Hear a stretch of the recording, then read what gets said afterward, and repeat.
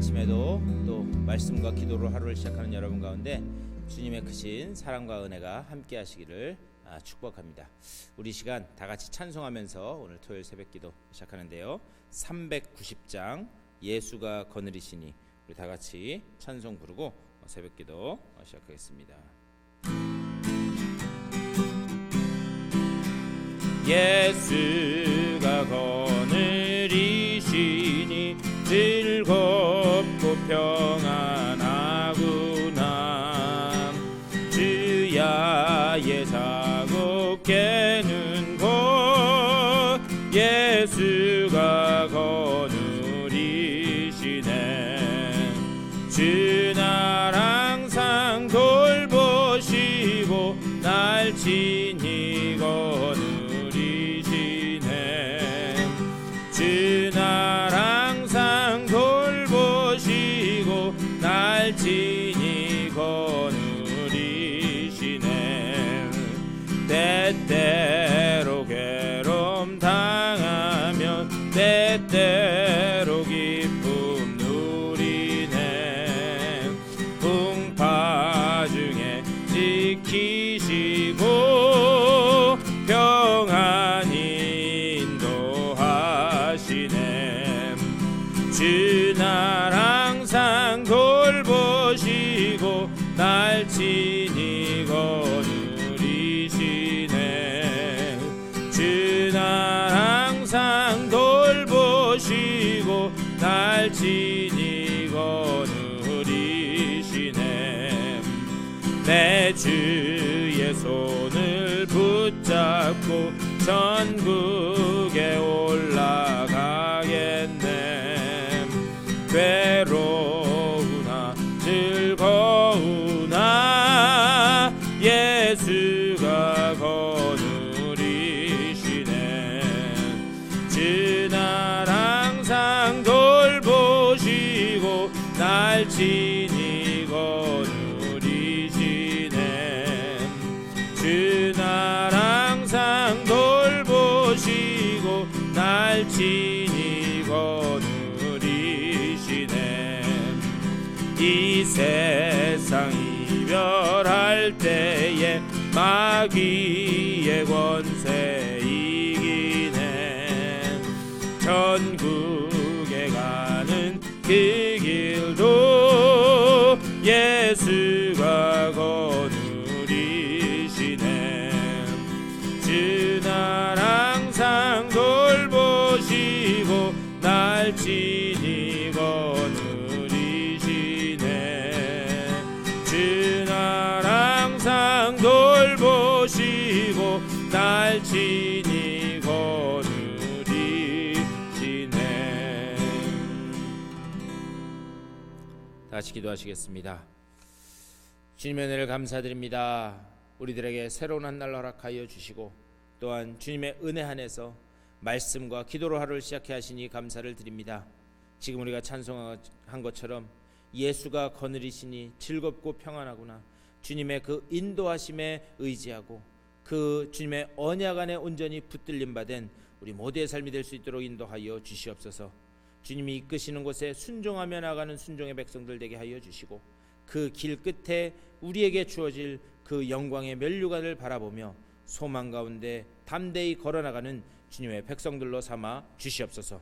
오늘 이 아침에도 주님의 말씀을 나눌 때에 그 말씀 가운데서 주님의 뜻이 밝히 깨달아지게 하여 주시고 또한 그 말씀을 붙들고 나아갈 때에 오늘 하루 주님께서 채워주시는 놀라운 은혜로 승리하는 귀한 날로 삼아 주시옵소서. 감사드리고 주 예수 그리스도의 이름으로 간절히 기도드리옵나이다. 아멘. 우리 다 같이 하나님의 말씀 보시겠습니다.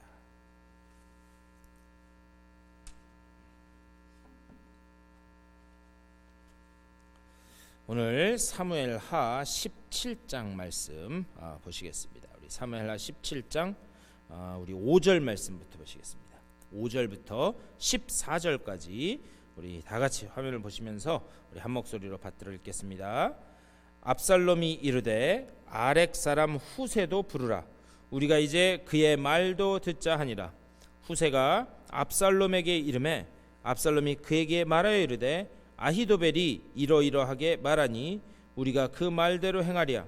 그렇지 아니하거든 너는 말하라 하니 후세가 압살롬에게 이르되 이번에는 아히도벨이 베푼 계략이 좋지 아니하나이다 하고 또 후세가 말하되 왕도 하시거니와 왕의 아버지와 그의 추종자들은 용사라.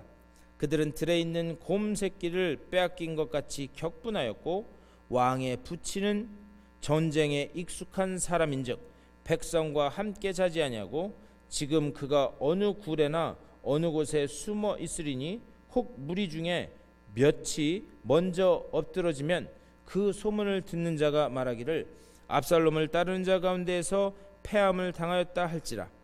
비록 그가 사자 같은 마음을 가진 용사의 아들일지라도 낙심하리니 이는 이스라엘 무리가 왕의 아버지는 영웅이요 그의 추종자들도 용사인 줄 알미니이다. 나는 이렇게 계략을 세웠나이다.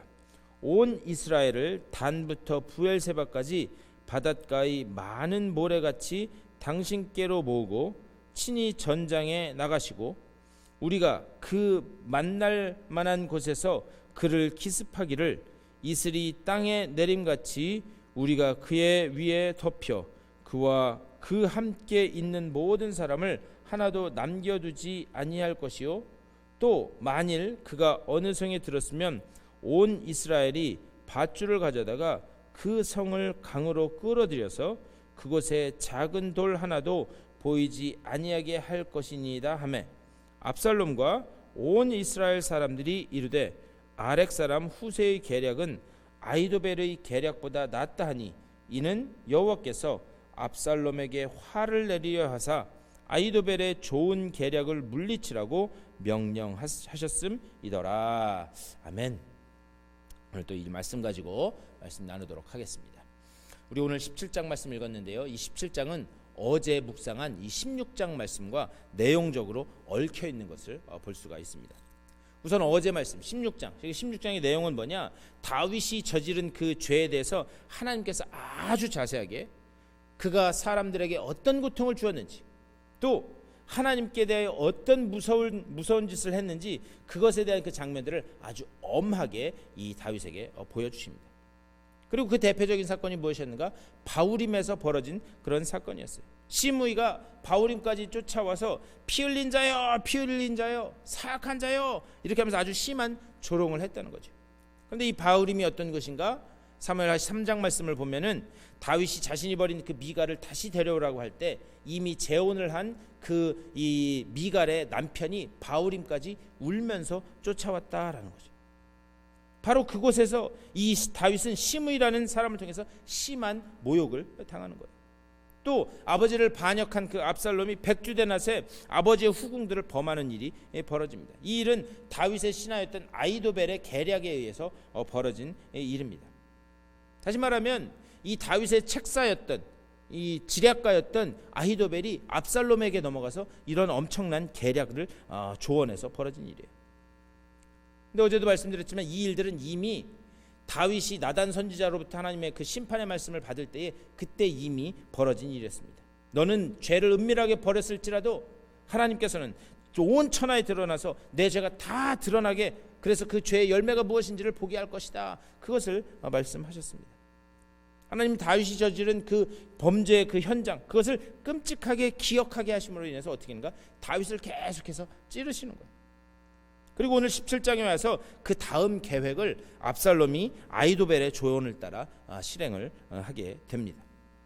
자, 그렇다면 도대체 다윗의 충성스러웠던 그 신하였던 아히도벨이 왜 압살롬에게 넘어갔을까? 여러분 이런 생각 한번 해보셨나요? 단순히 이 사람이 더 세 보여서? 아니면 이 사람이 더 믿을만해서? 왜 다윗의 그런 지략가였던 특별히 이 아히도벨은 또 압살롬도 그렇고요. 뭐라고 성경에서 말씀하고 있는가? 아히도벨이 한 그 이 전략 전술은 하나님이 한 것으로 다윗과 압살롬이 받아들였다 그렇게 기록하고 있어요. 그렇다면 이 아히도벨이 왜 압살롬에게 넘어갔을까? 우리 그것을 볼 수 있어야 됩니다.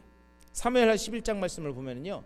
밧세바의 출신에 대해서 이야기합니다. 그런데 밧세바는 엘리암의 딸이었다 이렇게 말합니다. 엘리암의 딸이었다. 근데 사무엘하 23장 34절 말씀을 보면 이 엘리암은 누구인가? 아히도벨의 아들이었다 말씀하는 거예요. 그러니까는 바세바는 누구였는가? 엘리암의 딸이었는데 이 엘리암의 아버지가 누구인가? 바로 아히도벨이었다. 그러니까 자신의 손녀딸이 그냥 이 다윗의 그 욕정에 못 이겨서 거기에서 끔찍한 그런 피해자가 된 것을 말씀하고 있는 거예요. 다윗의 정욕 때문에 행복했던 가정이 파탄난 거예요. 아마 이 성경에는 기록되어 있지 않지만 그 모습을 봤을 때 아마 아히멜렉이 속으로 그런 생각을 했을 거예요. 내가 언젠가는 이 복수를 꼭 갚아주리라. 복수의 칼날을 갈았을 거예요. 그리고 압살롬이 반역을 일으키자 어떻게 하는가? 그 아들에게 붓습니다. 그러면서 아마 이 다윗이 그렇게 생각했을 거예요. 자신의 그 지략가였던 아히도벨이 압살롬에게 넘어갔다. 다윗은 끝났다. 이제 더 이상 소망이 없다. 그렇게 생각했을 겁니다. 그리고 이 아히도벨은 압살롬에게 붙어서 계속 다윗에게 무서운 계략을 꾸미게 됩니다. 그리고 그 끔찍했던 일 중에 하나가 앞에서 말씀드린 백주 대낮에 다윗의 후궁들을 범하게 하는 그런 일이었습니다. 그런데 그 장소가 어디였는가? 바로 다윗의 죄가 시작된 곳 옥상이었다. 여기 볼 수 있어요.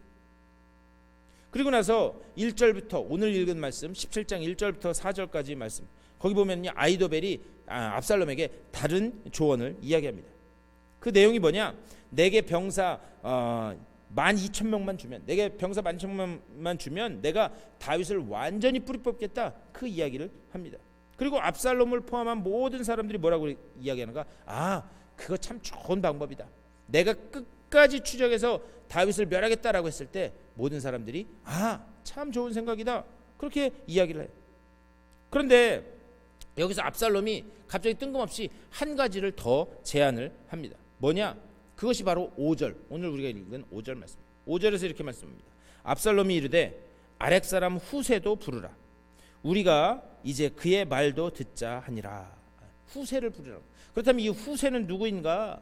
후세는요 이 앞에 15장 말씀 이 사무엘하 15장 말씀을 보면 다윗의 아주 오랜 친구였습니다. 그리고 다윗이 이제 피난길에 떠나면서 도망 나갈 때 다윗이 그에게 이야기해요. 당신은 이 왕궁에 남아서 오늘날 표현을 하면 내 스파이가 좀 돼주시오. 이 왕궁에 남아서 도대체 무슨 일이 벌어지는지 그것을 나에게 좀 정보 좀 주시오. 이렇게 이야기해요. 그런데 문제는 뭐냐? 다윗이 스파이로 삼은 후세를 압살롬이 부르라 지금 이렇게 이야기를 하고 있는 거예요. 우리는요 여기서 하나님의 놀라운 손길을 볼 수 있습니다. 하나님이 일하는 방식이 참 오묘한 게 뭐냐? 그것은요 항상 우리가 그 결과를 쉽게 보도록 그렇게 하나님은 해놓지 않아요. 시간을 통해서 익어가게 하시고 또 눈물과 피땀이 드러나게 하십니다. 어떤 분들은 하나님 앞에 기도하면 다 된다라고 이야기해요. 물론 맞습니다. 하나님 앞에 기도하면 다 돼요. 그런데 중요한 것은 뭐니까 그것은 하나님의 뜻대로 이루어진 거예요. 그러면서 하나님의 일하시는 방식은 도깨비 방망이처럼 뚝딱 그렇게 나오는 그런 방식이 아닙니다. 심게 하시고 또 싹이 나게 하시고 줄기와 또 가지가 뻗어서 그래서 열매가 나오도록 하시는 거예요. 다시 말하면 하나님은 과정을 통해서 하나님의 역사를 드러내신다라고 하는 사실을 우리는 반드시 기억해야 합니다. 우리가 하나님의 말씀을 보면서 이것을 볼 수 있어야 돼요. 하나님, 이 사건을 통해서 내게 주시는 말씀이 무엇입니까? 말씀을 읽으면서 성령께 구해야 되는 거. 하나님, 내가 오늘 이 말씀을 읽는데 이 말씀을 통해서 깨닫기를 원하시는 하나님의 뜻이 무엇입니까? 우리가 그래서 계속해서 하나님 앞에 간구해야 됩니다. 오늘 말씀으로 돌아서 6절에서 이렇게 말씀해요. 후세가 압살롬에게 이르매 압살롬이 그에게 말하여 이르되 아히도벨이 이러이러하게 말하니 우리가 그 말대로 행하랴? 그렇지 아니하거든 너는 말하라. 아히도벨이 지금 누구한테 묻고 있는가? 다윗의 싹을 이제 자르자 그 이야기를 하면서 이 후세에게 묻는 거예요. 후세, 당신은 어떻게 생각하시오? 다윗의 짝을 아히도벨이 자르자고 하는데 당신은 어떻게 생각하시오? 다윗이 심어놓은 스파이에게 묻는 거죠. 7절 후세가 압살롬에게 이르되 이번에는 아히도벨이 베푼 계략이 좋지 아니하니이다. 후세가 그 아히도벨의 계략에 제동을 거는 거예요. 그리고 나서 8절과 9절 또 후세가 말하되 왕도 아시거니와 왕의 아버지와 그의 추종자들은 용사라. 그들은 들에 있는 곰이 새끼를 빼앗긴 것 같이 격분하였고 왕에 붙이는 전쟁에 익숙한 사람인즉 백성과 함께 자지 아니하고 지금 그가 어느 굴에나 어느 곳에 숨어 있으리니 혹 무리 중에 몇이 먼저 엎드러지면 그 소문을 듣는 자가 말하기를 압살롬을 따르는 자 가운데서 패역함을 당하였다 할지라. 비록 그가 사자 같은 마음을 가진 용사의 아들일지라도 낙심하리니 이는 이스라엘 무리가 왕의 아버지는 영웅이요 그의 추종자들도 용사인 줄 알미니이다. 지금 후세 이야기를 여러분 한번 잘 읽어보셨으면 좋겠어요. 이 8절과 9절 말씀을 보면은요 계략을 이야기하는 것처럼 지금 어떻게 하고 있는가? 다윗을 띄워주는 이야기. 그는 용사다. 그는 뭐 영웅이다. 그 띄워주는 이야기를 합니다. 다윗은 그렇게 만만한 상대가 아닙니다. 지금 그 얘기를 하는 거예요. 그리고 난 다음에 자신의 계략을 이야기합니다. 그게 11절부터 13절까지 말씀입니다. 나는 이렇게 계략을 세웠나이다.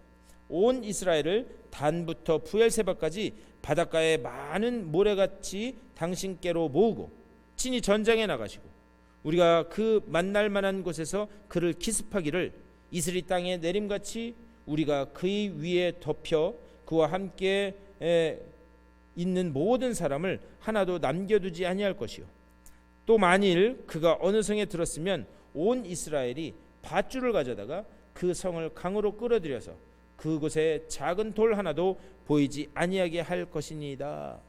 무슨 얘기냐? 왕이시여 당신이 동원할 수 있는 그런 모든 사람을 다 모으십시오. 그런 다음에 우리가 기습합시다. 지금 그 얘기를 우리 기습합시다. 근데요 사실 후세의 말을 들어보면 그게 굉장히 허황된 그런 말들입니다. 다윗이 어떤 성에 숨어 있다가 소리를 들으면 그 성을 밧줄로 끌어다가 강물에 넣을 정도로 그렇게 하자는 거예요. 근데 14절에서 이렇게 말씀해요. 후세의 계략은 아이도벨의 계략보다 낫다. 사람들이 어떻게 하는가? 후세의 그런 말에 넘어가게 됩니다. 사실 전략적으로 보면 아이도벨의 계획이 훨씬 좋은 거예요. 뭐냐? 나에게 이 정예병 병사를 주면 어떻게든 끝까지 쫓아가서 그를 완전히 없애버립시다. 끝까지 쫓아갑시다. 그런데 그 결정적인 말씀이 어디에 나오는가? 14절 하반절에 나와요. 이는 여호와께서 압살롬에게 화를 내리려 하사 아이도벨의 좋은 계략을 물리치라고 명령하셨음이더라. 다시 말하면 사람들의 계획 속에서 움직이는 하나님의 손길을 여기서 볼 수 있는 거예요. 오늘 17장은 누구의 전략이 좋다, 누구의 전략이 나쁘다, 지금 그 얘기를 하고 있는 게 아닙니다. 대신에 말도 안 되는 전략을 세울지라도 하나님의 허락하심이 없으면 절대 안 된다라는 사실을 말씀하고 있는 거예요. 그러니까 모든 것이 하나님의 손길 안에 있다. 이번에 모든 조건이 완벽하다. 이번엔 안 될 수가 없어. 그런데 마지막에 전혀 생각지도 못한 그런 일 때문에 그 일에 제동이 걸리는 것. 우리는 인생에서 그런 모습들을 많이 봅니다. 그래서 일이 엎어지고 그 자리를 다른 사람이 차지하고 인생이 항상 그렇다는 거예요. 다시 말하면 우리의 계획이 아무리 합당하고 그리고 상식적이라고 할지라도 그것에 하나님의 허락하심이 없으면 하나님의 뜻에 맞지 않으면 무용지물이 된다라고 하는 사실을 기억하실 수 있게 되기를 바랍니다. 그렇기 때문에요 우리는 어떤 전략과 전술 이것을 세우기 전에 하나님의 은혜를 먼저 만나야 되는 줄 믿습니다. 그래서 잠언 16장 9절에서 이렇게 말씀하는 거예요. 사람이 마음으로 자기의 길을 계획할지라도 그 걸음을 인도하시는 이는 여호와시니. 우리는 이 말씀은 잘 알고 있어요. 그런데 더 중요한 말씀이 바로 그 뒤에 있습니다. 사람의 마음에는 많은 계획이 있어도 오직 여호와의 뜻만 완전히 서리라. 하나님의 허락이 없으면 하나님의 뜻이 아니면 아무리 잘 되는 것 같아도 안 되는 일인 줄 믿습니다. 우리의 삶 가운데 오직 여호와의 뜻만 드러나게 되어 있다는 거예요. 그렇기 때문에 우리가 늘 기도해야 되는 것은 무엇인가? 하나님, 내가 계획하고 이렇게 모든 것을 하나하나 해나갈지라도 그 계획 가운데서 하나님의 뜻만 일어나게 하여 주시옵소서.